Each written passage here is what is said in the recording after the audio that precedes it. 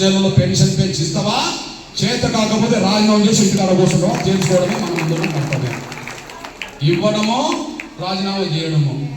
Pension ఇస్తామని చెప్పి నువ్వు ఇవ్వడమో అన్న జరగాలి, లేకపోతే నువ్వు తప్పుకొని చేత కాకపోతే ఇంటికాడన్నా కూర్చోవాలి. వచ్చే ముఖ్యమంత్రి ఎవరైనా సరే వాళ్ళకి అర్థమవుతుంది ఈ పెన్షన్ పెంచకపోవడం వల్లనే మావాడు కుర్చీ కాల్ చేయాల్సి వచ్చింది కాబట్టి నేనే పెన్షన్ ఇస్తామంటే వచ్చేటోళ్ళని రావడానికి అవకాశం ఉందనేసి కూడా మర్చిపోద్దని సరైన కోరుకుంటూ మీరు వస్తారని ఆశిస్తూ ఇక్కడి నుంచి బయలుదేరే ముందు ఒక విజ్ఞప్తి చేస్తున్నాను. నేను మీరు పెన్షన్ కోసం వచ్చేటప్పుడు మీ సొంత ఖర్చులతో రండి హైదరాబాద్. ఎందుకు నేను ఈ మాట అంటున్నంటే, రాజకీయ పార్టీలు మీటింగ్ పెడతాయి, ముఖ్యంగా అధికార ప్రతిపక్ష పార్టీ వాళ్ళు మీటింగులు పెడతారు. వాళ్ళ మీటింగ్లు సక్సెస్ కావాలన్నా, వాళ్ళు ఓట్లు వేయించుకోవాలన్నా మీకు డబ్బులు పంపుతారు.